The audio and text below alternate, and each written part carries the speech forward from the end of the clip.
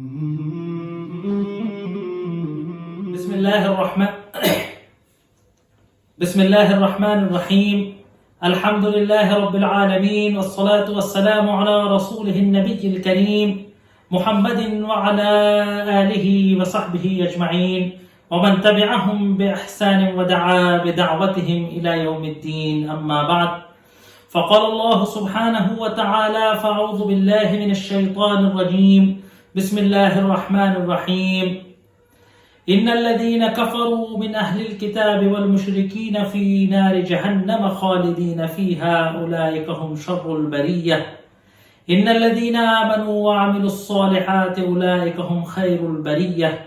جزاؤهم عند ربهم جنات عدن تجري من تحتهم الأنهار خالدين فيها رضي الله عنهم ورضوا عنه ذلك لمن خشي ربه. صدق اللہ العظیم.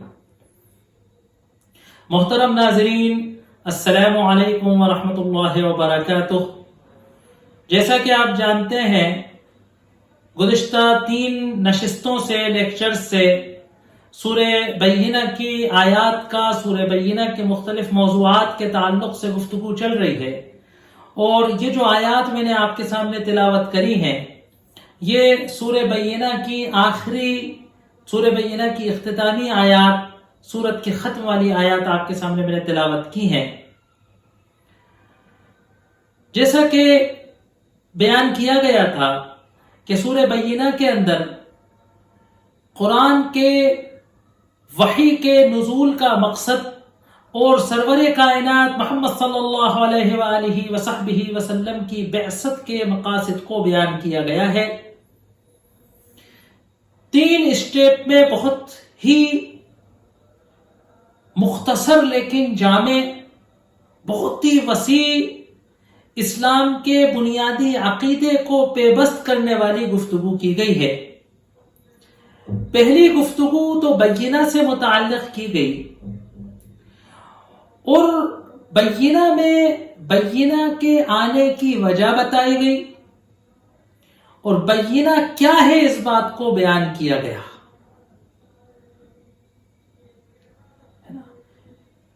کہ بینہ وہ واضح ثبوت ہے، وہ واضح دلیل ہے، وہ واضح ایویڈنس ہے کہ جس کے پیش کر دینے کے بعد، جس پر ڈسکس اور ڈیبیٹ کر لینے کے بعد، جن ثبوتوں کے بعد، بحث کے بعد، ثبوتوں کی ایتھنٹی، ثبوتوں کا وثوق، ثبوتوں کا ثابت ہو جانے کے بعد، انکار کا، نہ ماننے کا، قبول نہ کرنے کا کوئی خانہ نہیں بچتا. اس واضح دلیل کو بینہ کہا جاتا ہے. صدیوں سے کفر و شرک کے اندھیروں میں، بدعقیدگی کی گمراہیوں میں، شرک اور کفر کی اور خود سری کی گمراہیوں میں مبتلا حضرات، مبتلا کافر قومیں، مبتلا بگڑی ہوئی اہل کتاب کی قومیں، جہالت اور اندھیرے میں مبتلا شرک و خرافات، بدعات اور اندھ وشواسوں میں مبتلا قومیں، صدیوں کی اس گمراہی سے، صدیوں کی اس گمراہی کے دلدل سے نہیں نکل سکتی تھیں اس وقت تک کہ جب تک بلا شبہ، بے جھجک، نور ساطع سورج کی چمک دھمک جیسا واضح جب تک ثبوت ان کے پاس نہ آ جائے. اور یہ ثبوت صرف وحی کے ذریعے، آسمانی کتاب کے ذریعے، 2 ٹوک وحی کے ذریعے آ سکتا تھا. دوسری بات جو بہت قیمتی تھی وہ کیا تھی؟ کہ بینہ کیا ہے؟ رسول من اللہ یتلو صحفا مطہرۃ فیہا کتب قیمہ، کہ اللہ کے رسول صلی اللہ علیہ وسلم کا ہونا، تشریف لانا، اور ان کا کتاب قیمہ کو پیش کرنا. میں نے یہاں حدیث کی حیثیت اور قرآن کی حیثیت اور ان دونوں کے درمیان جو توافق ہے، جو تطابق ہے، جو تشارک ہے، کہ قرآن اور حدیث 2 الگ چیزیں نہیں ہیں کہ ان میں تصادم ہو، ان میں ترجیح ہو اور کہا جائے کہ قرآن ہے کہ حدیث ہے، کہ حدیث ہے کہ قرآن ہے. یہ بحث ہی لایانی، یہ بحث ہی نادانی کی ہے، یہ بحث ہی شریعت کے وحی کے مزاج کو نہ سمجھنے کا نتیجہ ہے. قرآن اور حدیث ایک ہی چیز ہے، بینہ کے دو ایک ثبوت ہے، عدالت کے اندر پیش کیے گئے ایک ہی بات کے دو چشمدید گواہ تصادم نہیں ہے، وہ دونوں مل کر گواہی بنتے ہیں۔ کہا کہ گواہی دو بینہ دو گواہ ہیں، تو ایک گواہ کو قبول کریں ایک گواہ کو قبول نہ کریں گے تو بینہ نہیں ہوگی، عدالت میں ہماری بات ثابت نہیں ہو پائے گی۔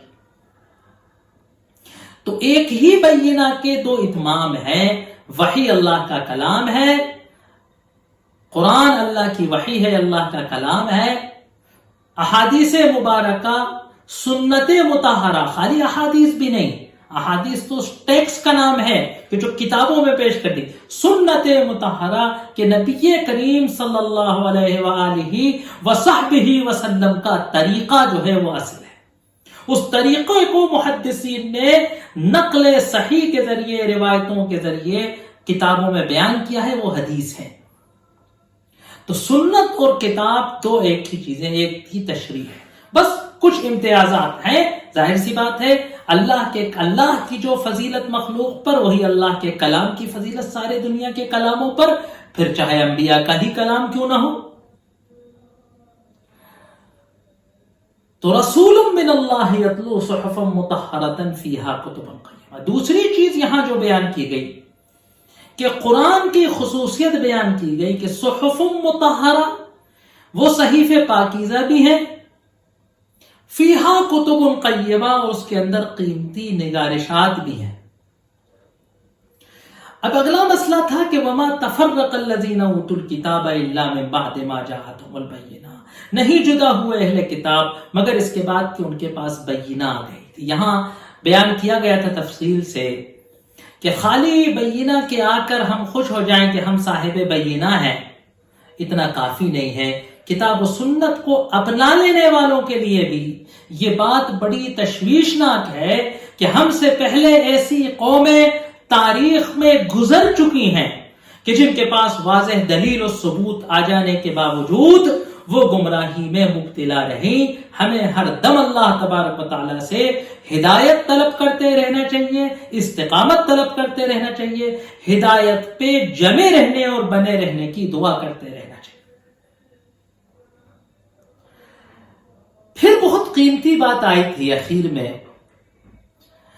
کہ یہ وحی کیا پیغام لائے ہے، مطالبہ کیا ہے، مدعا کیا ہے، کہ وما امروا الا ليعبدوا الله مخلصين له الدين حنفاء ويقيموا الصلاة ويؤتوا الزكاة وذلك دين القيمة۔ بڑی سمجھنے کی بات ہے کہ دو بار یہاں لفظ دین آیا ہے، اور دین کیا ہے؟ مذہب میں اور دین میں تھوڑا سا فرق ہے۔ مذہب خصوص ہے اور دین عام ہے۔ مذہب طریقے کو کہتے ہیں، اس لیے ابو حنیفہ کا مذہب ہے اور اسلام دین ہے۔ مذہب کے دین پہ چلنے کا طریقہ، اب نماز پڑھو، نماز دین کا حصہ ہے، کیسے پڑھیں؟ سجدے میں پاؤں کو یوں رکھیں کہ یوں رکھیں؟ دعا ایوالی پڑھیں کہ ایوالی پڑھیں یا دونوں پڑھیں؟ یہ مذہب ہے، طریقہ۔ جس کسی نے طریقے کو اصل بنایا وہ دین کی روح سے محروم ہو گیا، اور وہ فقہ کے اختلافوں کی منہ شگافیوں میں پھنس کے محض جو ہے وہ مظہر پرست ڈھکوسلا اور ڈھانچے کی حفاظت کرتا رہا، وہ دین کی لاش ڈھوتا رہا۔ یاد رکھیے گا، دین کیا ہے؟ زندگی گزارنے کا طریقہ۔ دین کیا ہے؟ عبادت کا طریقہ، عبادت دین ہے۔ تو مخلصین لہ الدین، سب سے پہلا مطالبہ جو کیا گیا ہے انسان سے وہ کیا گیا ہے کہ دین کو خالص اللہ کے لیے کر لے۔ پوری جو روش زندگی ہے، دانا یا دین و دینن، جو پد ہے، جو چلنے کا راستہ ہے، چاہے وہ عقیدہ ہو، چاہے وہ عبادت ہو، چاہے وہ معیشت ہو، چاہے وہ سیاست ہو، چاہے وہ معاشرت ہو، چاہے وہ اخلاق ہو، چاہے وہ تجارت ہو، چاہے وہ زراعت ہو، چاہے وہ صنعت ہو، ہے نا، کوئی بھی شعبہ حیات ہو، کوئی بھی نظریہ حیات ہو، کوئی زندگی دیکھنے کی نگاہ جو پد ہے، راستہ ہے نا، وہ خالص اللہ کے لیے ہو. ہمارا مقصد حیات، ہمارے اس پورے زندگی کا نظام خالص اللہ تبارک و تعالیٰ کے لیے ہو، اللہ کی خوشنودی حاصل. حنفاء، حنیف، سیدھا. اس دین میں، اس دین کے احکامات کی مشروعیت میں، اس دین کے کرنے کے طریقے میں اور اس دین کے کرنے کے وجہوں میں اللہ کے علاوہ کسی کا اشتراک نہ ہو. نہ ہم کسی کا حکم مانیں، نہ ہم اللہ کا حکم کسی دوسرے کی خوشنودی حاصل کرنے کے لیے مانیں. حکم تو اللہ ہی کا ہے، لیکن ہم کر اس لیے رہے ہیں اس حکم پر عمل، ہم اس حکم کو اس لیے بجا لا رہے ہیں کہ کوئی دوسرا خوش ہو جائے، کوئی ہمیں چندہ دے دے گا، کوئی ہم سے متاثر ہو جائے گا، کوئی ہمارے ہاتھ چوم لے گا، کوئی ہماری جو ہے وہ عزت و عظمت بڑھا دے گا. تو یہ حنفا نہیں ہے، یہ شرک ہے. اب دو عمل بتا دیے. یہ تو عقیدے کی بات ہوئی، ماننے کی بات ہوئی، اندر کی بات ہوئی کہ اخلاص ہو. اخلاص کے بغیر پورا ڈھونگ ہے، سارا مذہب ڈھکوسلا ہے اگر اخلاص نہیں ہے نا. پھر پگڑی بھی ڈھکوسلا ہے، داڑھی بھی ڈھکوسلا ہے، کرتا بھی ڈھکوسلا ہے، پجامہ بھی ڈھکوسلا ہے، پھر سبحان اللہ بھی ڈھکوسلا ہے، پھر سجدہ بھی ڈھکوسلا ہے.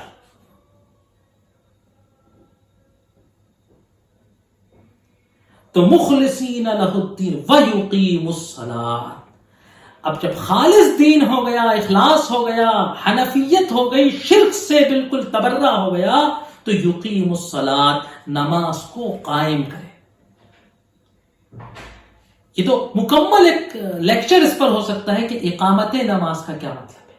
قرآن نے کہیں بھی یہ نہیں کہا کہ نماز کو پڑھے، قرآن نے ہر جگہ کہا نماز کو قائم کرے. پورا نماز کا نظام قائم کرے، نماز کا پورا معاشرہ قائم کرے، اللہ کے سامنے ہاتھ باندھ کر، سر جھکا کر اللہ کے سامنے جھکنے والا معاشرہ قائم کرے. کیا یہ تصور کیا جا سکتا ہے کہ سر تو اللہ کے سامنے جھکایا جائے لیکن دل نہ جھکایا جائے؟ ہاتھ باندھ کر تو اللہ کے سامنے غلامی کا مظہر کیا جائے اور پھر دل و دماغ اللہ کا غلام نہ ہو. یہ تصور نہیں ہو سکتا اگر اخلاص اور حنفیت کو ہم سمجھ جائیں. تو یقیم الصلاۃ، اور نماز قائم کریں، ویؤتوا الزکاۃ، زکوٰۃ ادا کریں. یعنی اپنی جان اور مال، نماز بدنی عبادت اور زکوٰۃ مالی عبادت، اپنے جان و مال کو اللہ کے لیے، اللہ کے حکم کے تابع کر دیں. وَذَلِكَ دِينُ الْقَيِّمَةِ. میں نے کہا تھا کہ غور کیجئے کہ وہاں کہا گیا تھا کتب القیمہ، قیمتی نگارشات، دین قیمہ. یہ ہے قیم دین، یہ ہے قائم رہنے والا دین، یہ ہے قیمتی دین، یہ ہے بیلنس والا دین، یہ ہے عملاً پریکٹیکل دنیا میں چلنے والا دین.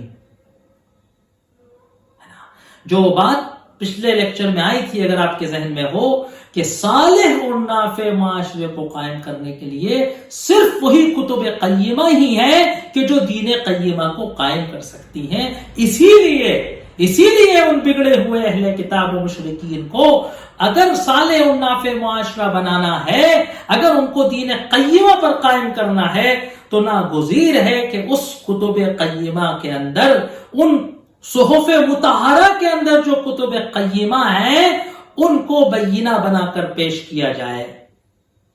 جب تک مسلمان قرآن کو بینہ بنا کر دین قیمہ کی طرف نہیں لے جاتے رہے، لوگ جوق در جوق، قوموں کی قومیں، قبیلوں کے قبیلے، برادریوں کی برادریاں، خطوں کے خطے، ملکوں کے ملک اسلام کی جھولی میں پکے پھل کی طرح گرتے رہے. اور جس دن سے قرآن کو ہم نے اپنی زندگی سے ہٹایا ہے، جس دن سے قرآن کو ہم نے اپنی دعوت کی لائن سے ہٹایا ہے. آپ شاید کہیں گے کہ اس سے زیادہ قرآن کبھی نہیں پڑھا گیا, اس سے زیادہ شبینے کبھی نہیں پڑھے گئے, اس سے زیادہ ختم کبھی نہیں کیے گئے, اس سے زیادہ قرأت و تجوید کے مدرسے کبھی نہیں کھولے گئے. آپ کیسے کہہ رہے ہو کہ قرآن نے اپنی زندگی سے ہٹا دیا؟ جب سے ہم نے قرآن کو بینہ بنانا چھوڑ دیا, ہم نے بینہ فقہ کی کتابوں کو بنا لیا, ہم نے بینہ بزرگوں کے واقعات کو بنا لیا, ہم نے بینہ حضرت کے ارشادات کو بنا لیا, ہم نے بینہ جو ہے اپنی عقیدے اور منطق کی کتابوں کو بنا لیا, ہم نے بینہ اپنی لایانی علم کلام کے مباحث کو اور مناظروں کو بنا لیا. تو ہماری روح ختم ہو گئی, ہماری دعوت مان پڑ گئی, ہماری بینہ نہ رہے. ہم بے دلیل ہو گئے, ہم بے حجت ہو گئے, ہم بے ثبوت ہو گئے. لوگ ہم سے ہمارے وجود کا ثبوت مانگتے ہیں. کیوں؟ کیونکہ ہم نے دنیا کے سامنے اپنا ثبوت پیش کرنا چھوڑ دیا. تو یہ بینہ ہے. ذالک دین القیمہ, یہ دین قیمہ ہے. اب اس کے بعد وہ آخری حصہ آ رہا ہے جس کی طرف میں نے آپ کو اشارہ کیا تھا کہ پہلا ہے ثبوت پیش کیا جانا, دوسرا ہے اس ثبوت پر ڈیبیٹ اور ڈسکس ہونا, اور تیسرا مرحلہ ہے کہ جرم کے ثابت ہو جانے کے بعد, تیسرا مرحلہ ہے کہ جرم کے ثابت ہو جانے کے بعد سزا کی تجویز کیا جانا کہ ان الذین کفروا من اہل الکتاب والمشرکین فی نار جہنم خالدین فیہا اولئک هم شر البریہ. بہت مختصر سی آیتیں ہیں اور بہت سادی سی آیتیں ہیں. شاید قرآن میں ان گنت جگہ یہ بات آئی ہے کہ کافر جہنم میں جائیں گے, ہمیشہ ہمیش اس میں رہیں گے, مومن جنت میں جائیں گے اور ہمیشہ ہمیش اس میں رہیں گے. شاید اس کو اگر کوئی چاہے تو شاید اس کی نہ ترجمے کی ضرورت ہے نہ تشریح کی ضرورت ہے. میں یقین مانیے میرا کہ اس کے نہ ترجمے کی ضرورت ہے نہ تشریح کی ضرورت ہے, اس کو تو خالی محسوس کرنے کی ضرورت ہے. اگر ہمارے دل کو ایک بار یہ بات لگ جائے, اگر ہمارے دل کو ایک بار یہ بات لگ جائے کہ اللہ کا انکار کرنے والا, اللہ کے احکامات سے منہ موڑنے والا, اللہ کی مرضی سے روگردانی کرنے والا جہنم میں جائے گا, آگ میں جلایا جائے گا, ہمیشہ ہمیشہ وہاں رکھا جائے گا, وہ بدترین انسان ہے, تو ہم گناہ کی طرف دیکھنے سے تھرا جائیں. ہمیں علم ہے لیکن معرفت نہیں, ہم جانتے ہیں لیکن ہمیں استحضار نہیں, ورنہ ہماری زندگیاں ایسی نہیں ہوتی جیسی ہیں, ہمارا معاشرہ ایسا نہیں ہوتا جیسا ہے, ہم وہ اعمال نہیں کرتے جو ہم کرتے ہیں.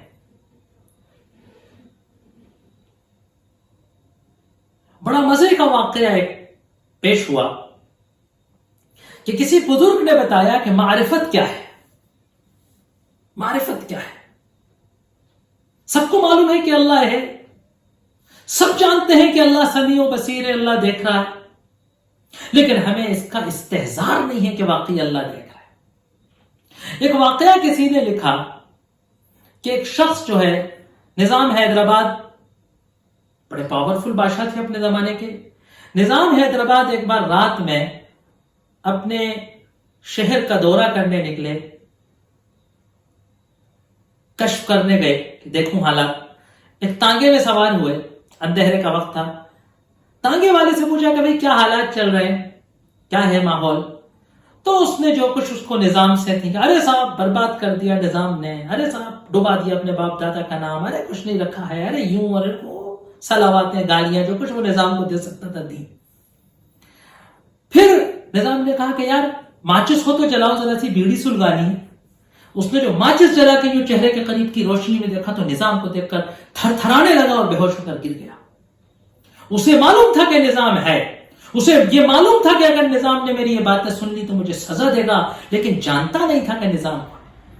ابھی تک جس آدمی سے بڑی بے تکلفی سے بات کر رہا تھا, اما یار ارے یار کر کے بات کر رہا تھا, ارے تو کیا جانتا ہے, ہوتا تو ایسا ہوتا ہے, وہ سمجھا کوئی مسافر تانگے میں بیٹھ کر آئے. لیکن جب اس کو پتہ چلا کہ یہی نظام ہے تو زمین پیروں تلے زمین اس کی نکل. تو ہمیں معلوم ہے کہ اللہ دیکھتا ہے, لیکن ہمیں اس بات کی معرفت نہیں ہے کہ اللہ واقعی دیکھ رہا ہے. تو جیسے میں نے کہا کہ ترجمے سے زیادہ اس بات کو محسوس کرنے کی ضرورت ہے. ان الذین کفروا من اہل الکتاب والمشرکین، بے شک وہ لوگ کہ جو کفر کرتے ہیں، انکار کرتے ہیں. دیکھیے اس آیت سے بھی پتہ چل رہا ہے کہ اصل عذاب کا مستحق، اصل سزا کا مستحق کوئی شخص اس وقت ہوتا ہے کہ جب اس کے سامنے دعوت حق رکھ دی جائے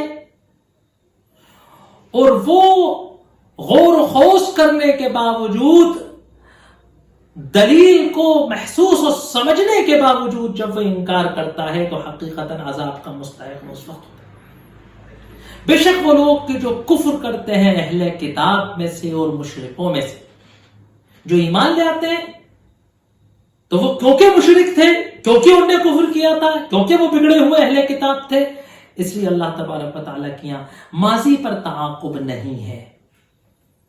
کوئی توبہ کر لیتا ہے، ایمان اختیار کر لیتا ہے تو وہ اہل کتاب رہا ہو، مشرک رہا ہو، منافق رہا ہو، گنہگار رہا ہو، قاتل رہا ہو، زانی رہا ہو، فرق نہیں پڑتا.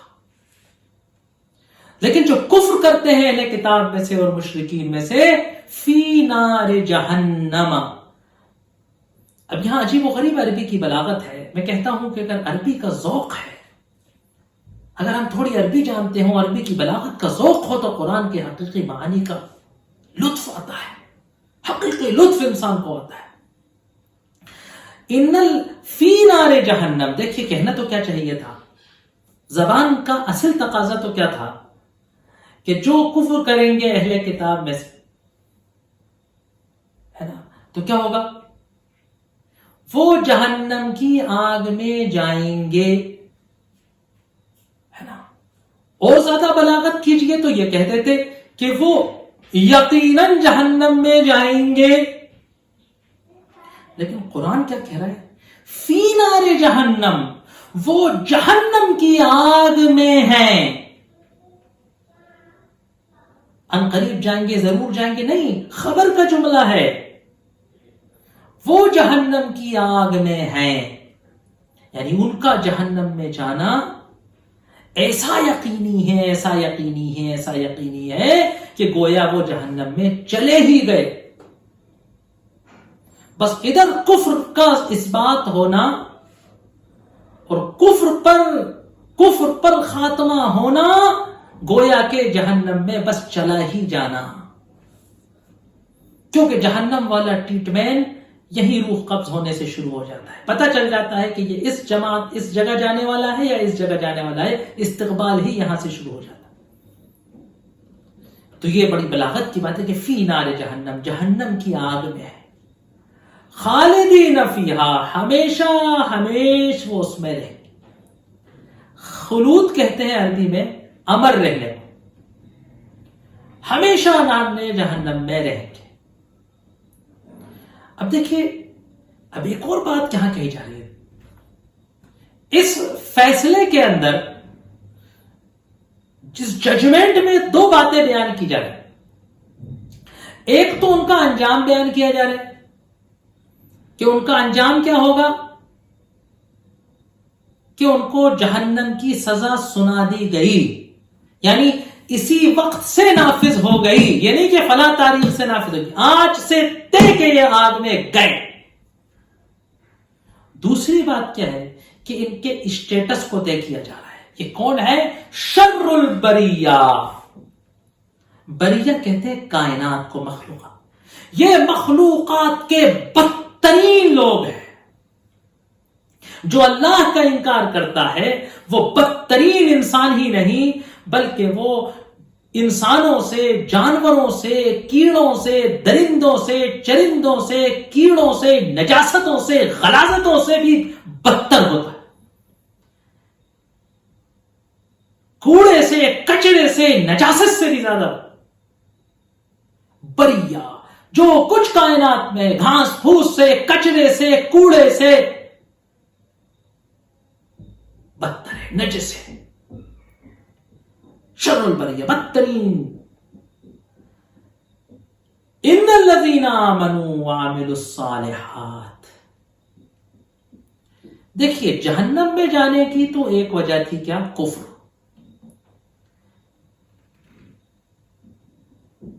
اب اصل میں دیکھیے 3 مقامات ہیں.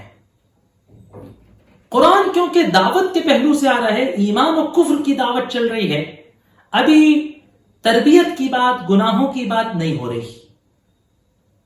یاد رکھیے گا اس بات کو، اس نقطے کو آپ یاد رکھیے گا تو بات کو سمجھنا بہت زیادہ آسان ہو جائے گا. مقامات 3 ہیں، یہاں تذکرہ 2 کا ہو رہا ہے کیونکہ اس اینڈ اور اس اینڈ کا. بیچ میں ایک کیٹیگری ہے، اس کو میں آپ کو بتاتا ہوں. ایک ہے کفر، جہنم میں ہمیشہ جانے والے، جو اللہ کے دین کے، توحید کے، اللہ کی دعوت کے، قرآن کے، رسالت کے، دین حق کے منکر ہے. اور دوسری ہے ہمیشہ جنت میں جانے والے. جس طرح یہ بس گئے جہنم، ایسے ادھر کے بس یہ گئے جنت، بس گئے جنت، ادھر سانس نکلی ادھر جنت. فی انہار الجنہ لریاض الجنہ، جنت کے باغوں میں، جنت کی ندیوں میں، جنت کے چشموں میں. ایک تیسرا مقام ہے مومن عاصی کا. قرآن نے کہیں بھی اس پر اکتفا نہیں کی کہ جیسے تیسے لٹتا پٹتا کٹتا جہنم میں جلتا اپنی گناہوں کی سزا بھگتتا جنت میں بعد میں چلا جاؤں گا، اپنے قتل کی، اپنی چوری کی، اپنی بےایمانی کی، اپنی رشوت کی، اپنی سود خوری کی، اپنی بدکاری کی، اپنی بے حیائی کی، اپنی بد کرداری کی، اپنی بد اخلاقی کی، اپنی بد زبانی کی سزائیں جہنم میں ہزاروں ہزار سال بھگتنے کے بعد پھر جنت میں چلا جاؤں. یہ قرآن کی نگاہ میں کوئی آئیڈیل کنڈیشن نہیں. یہ تو ایک مجبوری کی بات ہے کہ مومن بھی ہے اور عاصی ہے تو کیا اس کا انجام ہوگا، تو یہ روایتوں سے اس کا انجام پتہ ہے. ورنہ آئیڈیل کنڈیشن تو یہ ہے کہ یا تو مشرک ہوگا تو ادھر چلا جائے گا، اور مومن ہوگا تو ادھر چلا جائے، جنت میں چلا جائے گا سیدھا. آمنو، لیکن سیدھے جنت میں جانے والے کون ہیں؟ وہی ہے آمنو جو ایمان لاتے ہیں، جو اللہ پر، نبی پر، قرآن پر، آخرت پر یقین رکھتے ہیں، جو اللہ کو مانتے ہیں اور اس پر یقین کرتے ہیں. وَعَمِلُوا الصَّالِحَاتِ، اور نیک عمل کرتے ہیں. ان کا کردار نیک ہے، ان کی کارکردگی نیک ہے، ان کا عمل نیک. اولئک ھم خیر البریہ. پہلی بات تو ان کا بھی اسٹیٹمنٹ، ان کا بھی اسٹیٹس طے کرنا تھا. خیر البریہ، بہترین، کائنات کی سب سے افضل چیز. جو ایمان لاتا ہو اور نیک عمل کرتا ہو، نیک کردار کرتا ہو. والعصر ان الانسان لفی خسر الا الذین آمنوا وعملوا الصالحات وتواصوا بالحق وتواصوا بالصبر. انشاءاللہ ہے کہ یہ کامیابی کی شرط ہے کہ ایمان ہو اور عمل صالح.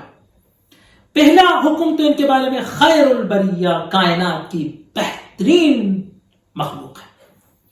جزاؤہم عند ربہم، بدلہ ہے ان کا ان کے رب کے نزدیک کیا جنات عدن، ہمیشہ رہنے والی جنتیں. عجیب بات ہے، دیکھیں قیامت میں دوزخ بھی ہمیشہ رہے گی، لیکن جنت کیونکہ رغبت کی چیز ہے تو جنات عدن، ہمیشہ رہنے والی جنتیں. اب جنتیں تو ہمیشہ رہیں، لیکن خدا نہ خواستہ ہم اس میں ہمیشہ نہ رہیں تو کیا فائدہ ہو. خالدین فیہا ابدا، وہ اس میں ہمیشہ ہمیش رہیں گے. خالد کا مطلب بھی ہوتا ہے ہمیشہ، اور ابدا کا مطلب ہمیشہ. وہ اس میں ہمیشہ ہمیش رہیں گے. یہ تو 2 باتیں ہو گئی. وہاں کہا تھا بدترین لوگ ہیں، یہاں کہہ دیا بہترین لوگ ہیں. وہاں کہا وہ جہنم میں ہمیشہ رہیں گے، یہاں کہا وہاں کہا جہنم میں ہمیشہ رہیں گے، یہاں کہا وہ جنت میں ہمیشہ ہمیش رہیں گے. ہمیشہ رہنے والی جنتوں میں ہمیشہ ہمیش رہیں گے. کیا بلاغت ہے، کیا پیار ٹپک رہا ہے. پھر کہا آگے ایک اور مجدہ سنایا. کیا ہوا؟ رضی اللہ عنہم ورضوا عنہ، اللہ ان سے راضی ہو گیا، وہ اللہ سے راضی ہو گئے. واہ واہ واہ. غلامی کا آخری مقام، غلامی کا مینارہ کیا ہے کہ آقا غلام سے، آقا بندے سے خوش ہو اور بندہ آقا سے خوش ہو. ورنہ چھوٹے چھوٹے ہمارے ملازم اپنے امپلائر سے، اپنے افسروں کو گالیاں دیتے ہیں، آفس سے واپس اپنی گاڑی پہ بیٹھتے ہیں اور لعنت نہ ہوں منحوس ہے، اس دنیا سے غارت ہو جائے، کاش ایسا ہو کہ کل صبح اس کا منہ نہ دکھے. اور افسر ملازم سے عاجز کے ناکارہ کام چور بے ایمان رشوت خوروں سے اللہ نجات دلا دے. کب وہ ریٹائرمنٹ کا دن آئے کہ ان کے منہ سے چھوٹے. لیکن اللہ اور بندے کی غلامی اور آقائیت کی شان یہ کہ آقا غلام سے راضی، آقا غلام کی خدمت سے راضی اور غلام آقا کی نوازش سے راضی. یہ اپنی سعادت اس کی غلامی کر کے سمجھتا ہے اور وہ اپنا پیار اس پر نچھاور کرتا ہے. ذالک لمن خشی ربہ. تو اب دیکھیے ایمان اور عمل صالح کے نتیجے میں تو کیا ہوا؟ جنت مل گئی. اور یہ رضوان کائے کے نتیجے میں ملے گا، اللہ کی خوشنودی کائے کے نتیجے میں ملے گی. ذالکا، یہ بدلہ، یہ مزید مقامات کائے کے ہیں. خشی ربہ، یہ اس کے لیے ہے کہ جو اپنے رب سے خشیت کرے. خوف اور خشیت میں تھوڑا سا، جو اپنے رب کا لحاظ کرے، جو اپنے رب کے مقام سے ڈرے، جو اپنے رب کے ہے نا اس کے رب کے مقام سے ڈرے. ایک ہے کہ رب کے عہدے سے ڈرے، رب کی ربوبیت سے ڈرے، اس کا لحاظ کرے. تو یہ بڑی پیاری بات یہاں جنت کے بارے میں کہی گئی کہ اعلیٰ مقام بیان کیا گیا. مومنین کی 4 بتائے گئے کہ خیر البریہ، خالدین جنت میں ہمیشہ رہیں گے. رضی اللہ عنہم ورضوا عنہ، اللہ ان سے راضی، وہ اللہ سے راضی. وآخر دعوانا ان الحمد للہ.